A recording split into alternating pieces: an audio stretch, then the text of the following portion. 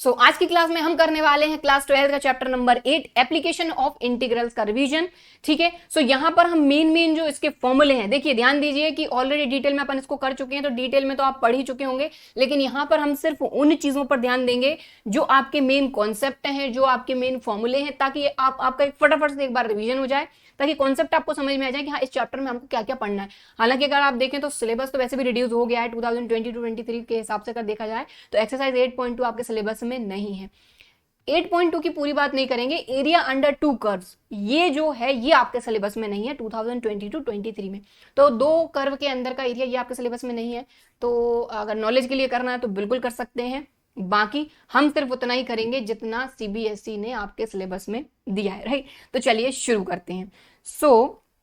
यहां पर बेसिक फॉर्मूले आपको पता होने चाहिए कि सर्कल की इक्वेशन क्या होती है, एलिप्स की इक्वेशन क्या होती है, यानी मेन स्टैंडर्ड फॉर्म की बात करें तो ये आपको अगर क्लियर है तो यहां पर क्वेश्चन आपको करने में दिक्कत नहीं होगी, लेकिन यही बेसिक चीजें क्लियर नहीं तो क्वेश्चन करने में दिक्कत होगी।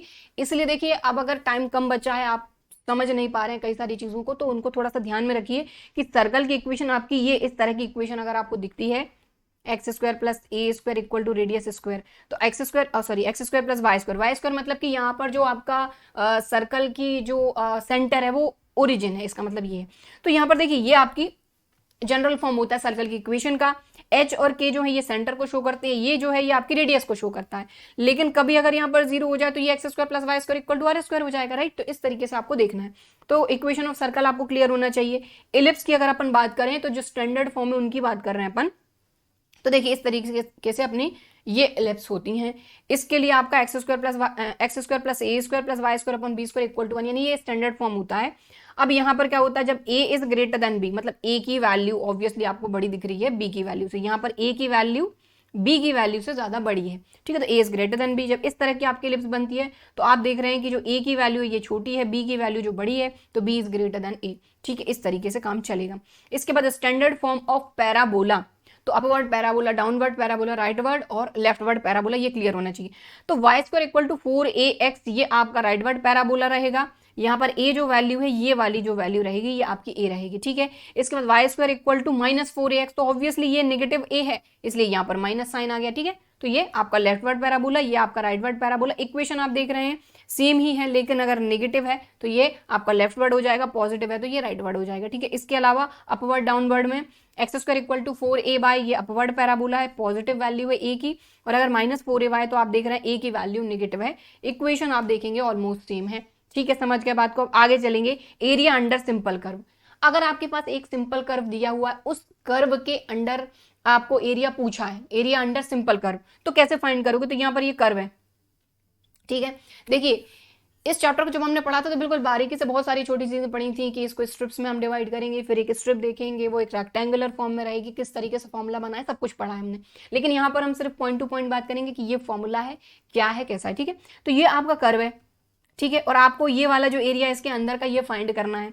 अब आप देखो ये जो वैल्यू है ये क्या है आपकी, एक्स की वैल्यू एक्स इक्वल टू ए, ये वाली जो वैल्यू ये आपकी एक्स इक्वल टू ए। अगर इस तरह का कर्व है तो अपन ने क्या किया, यहाँ पर आप एक स्ट्रिप लेंगे, ठीक है। अब आप स्ट्रिप जो भी लेंगे ये आपकी दिखेगी आपको रेक्टेंगुलर शेप की, ठीक है, रेक्टेंगुलर शेप की। तो ये तो हो जाएगी लेंथ, अब आप देख रहे हैं वाई के पैरेलल है तो ये लेंथ अपन सपोज कर लेते हैं वाई, ठीक है। और यहाँ पर ये छोटा सा जो पार्ट होता है ये अपना दिख रहा है, तो ये क्योंकि x के अलोंग है तो अपन इसको dx ले लेंगे।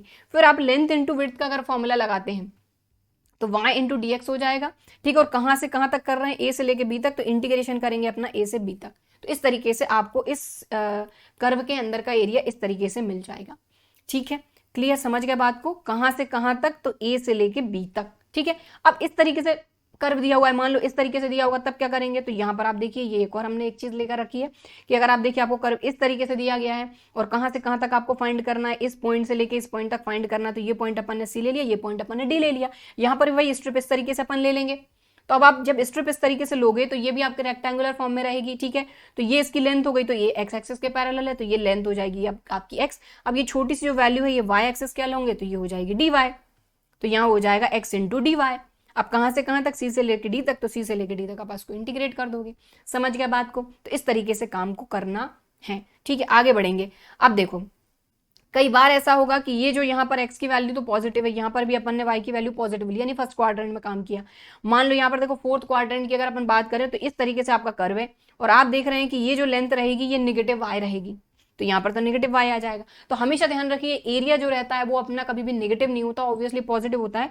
तो हमेशा इसमें मॉडुलस लगा के चलना है। अगर नेगेटिव वैल्यू आती है मतलब अपने को एब्सोल्यूट वैल्यू चाहिए होती है, ठीक है। तो किसी भी कर्व के अंदर एरिया अगर अपन फाइंड करेंगे तो उसकी हमेशा अपन एब्सोल्यूट वैल्यू ही लेंगे, अगर ये वैल्यू कुछ भी नेगेटिव आती है तो, ठीक है। अब देखो यहां पर एक चीज और देख लीजिए, इससे आपको क्लियर हो जाएगा। अब देखो यहां से लेके यहां तक आपने कर्व देखा, इसका अंदर का एरिया आप इससे फाइंड करोगे ये वाला, और यहां से लेके यहां तक का एरिया ये अलग है। अब आप एक चीज देखो कि यहां पर अगर आप देखोगे तो ये स्ट्रिप आपकी नेगेटिव वाले एरिया में, मतलब ये जो y आएगा ये नेगेटिव आएगा, ये वाला y पॉजिटिव आएगा, ठीक है। मतलब अगर आप इसको ऐड करते हो तो पॉजिटिव और नेगेटिव तो जो बड़ा होगा कुछ ना कुछ खत्म हो जाएगा, कुछ ना कुछ कम होगा। लेकिन हमेशा ध्यान रखो कि नेगेटिव वाले को तो आपको पहले ही मॉडुलस लगा के चलना है, क्योंकि ये पूरा एरिया चाहिए अपने को और ये पूरा एरिया चाहिए। लेकिन अगर इसमें जो नेगेटिव y आ जाएगा तो इसको पहले ही आप मॉडुलस में लेकर चलो।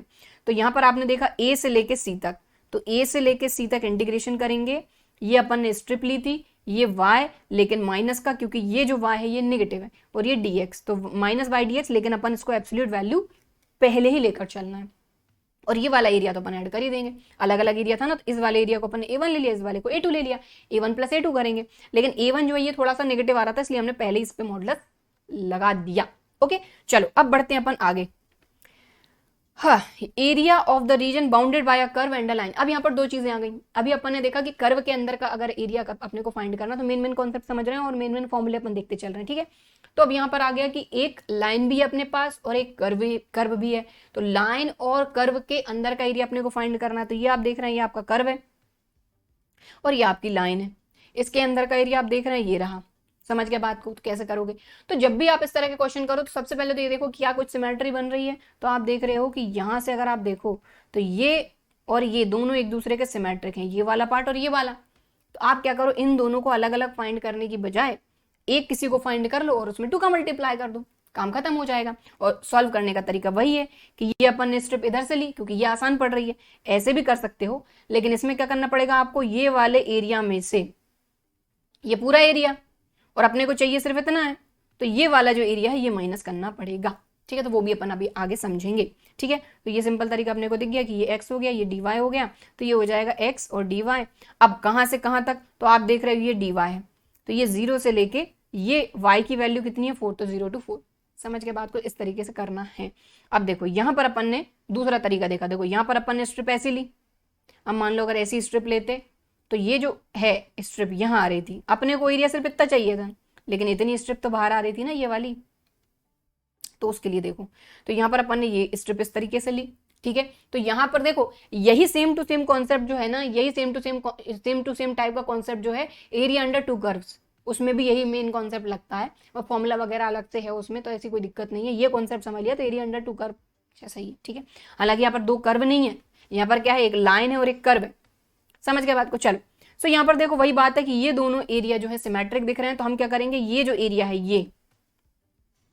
ये अपन फाइंड कर लेंगे और 2 से मल्टीप्लाई कर देंगे। तो हमने वही किया, area equal to 2 into OBDO, 2 into OBDO, ठीक है। तो ये पूरा एरिया अपने को मिल जाएगा, ठीक। अब अगर OBDO फाइंड करना है तो कैसे करेंगे, क्योंकि हमने ऐसी वाली स्ट्रिप ली है, ठीक है। ऐसी वाले लोगे तब तो आराम से हो जाएगा, लेकिन ऐसी वाली स्ट्रिप अगर हम लेते हैं तो कई क्वेश्चन ऐसे होंगे कि जो ऐसी स्ट्रिप लेके होंगे। तो अब क्या करें, देखो सबसे पहले तो ये एरिया पूरा फाइंड करो, पूरा एरिया फाइंड करोगे तो ये स्ट्रिप आपको दिख रही है। अब यहां पर y आप किसका लोगे, तो आप स्ट्रिप देख रहे हो ये कहां पर टच हो रही है, ये क्या है आपकी लाइन, तो y आप लोगे लाइन का। तो यहां पर अपन ने y लिया लाइन का, ठीक।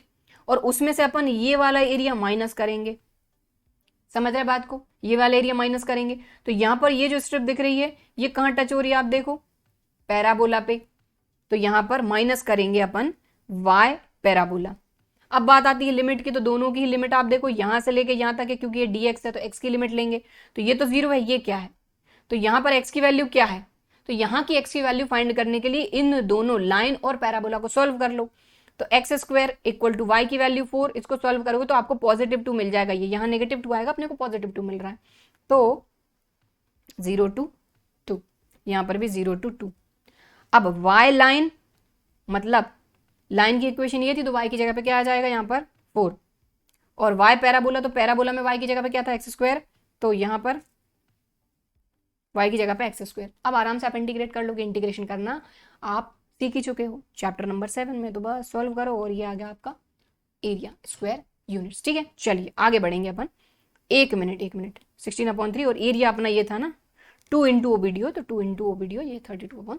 ठीक है, तो इतनी बात क्लियर हो गई। चलिए एक एग्जाम्पल और सिंपल सा अपन देख लेते हैं, ठीक है, ताकि ये चैप्टर, इस चैप्टर में मतलब ये समझ लीजिए कि सिलेबस रिड्यूस करने के बाद तो मतलब अगर एनसीईआरटी के हिसाब से देखा जाए तो और ही छोटा हो गया आपका चैप्टर। ठीक है, अब अपने को बोला जाए find the area enclosed by the ellipse this, इस एलिप्स का पूरा इसके अंदर का जो एरिया वो अपने को फाइंड करना है।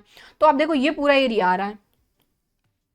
अब फिर से वही बात, सिमेट्री देख लो, तो ये इसके सिमेट्रिक है, ये इसके सिमेट्रिक है, ये इसके सिमेट्रिक है। तो करो क्या, एक फाइंड कर लो और इसमें किसका मल्टीप्लाई कर दो, कितने पार्ट हैं ये 4, तो 4 into O A B O, simple.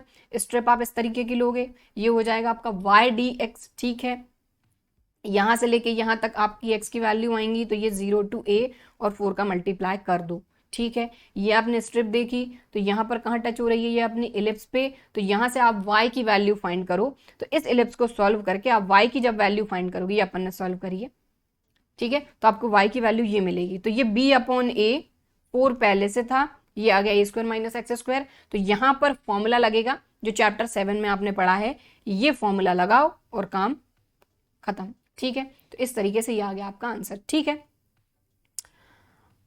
अगला एग्जाम्पल, तो ये एग्जाम्पल और देख लो, बस ये चैप्टर खत्म अपना, अपन ने कर लिया रिवीजन इस चैप्टर का। मेन इसमें अपन ने सारे के सारे फॉर्मूले देख लिए, सारे के सारे जो कॉन्सेप्ट आपके सिलेबस में वो देख लिए, और कुछ 2-3 एग्जाम्पल कर लिए, चैप्टर खत्म। इसमें ज्यादा कुछ नहीं है, तो अपने को ज्यादा इसमें टाइम और नहीं लेना है। आप खुद से इस चैप्टर के और क्वेश्चंस लीजिए, बैठिए और प्रैक्टिस करिए। ठीक है, चलिए, so example, find the area of the region of the first quadrant enclosed by the x axis and the line y equal to x and the circle x square plus y square equal to 32। तो ये तो आपकी circle की equation है, तो ये circle हमारा बना हुआ है।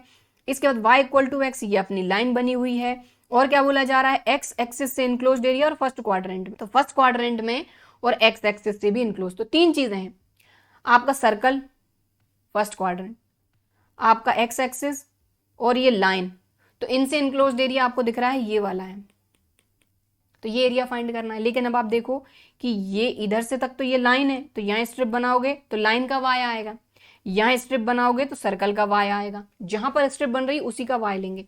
तो यहाँ पर इसको अपन 2 पार्ट में डिवाइड करेंगे। ये जो पॉइंट है ना जहां पर लाइन और सर्कल इंटरसेक्ट कर रहे हैं, वहां से अपन एक परपेंडिकुलर ले लेंगे। ठीक है, ये O है, ये अपना A है, ये B है, तो BM करके अपन एक परपेंडिकुलर ले लेंगे। इसका एरिया अलग फाइंड करेंगे, इसका एरिया अपन अलग फाइंड करेंगे। ठीक, तो अब तो कोई दिक्कत है नहीं, सिंपल ही हो गया। ये स्ट्रिप अपन ने ली, ये अपना dx है, कहां से कहां तक, यहां से लेके यहां तक।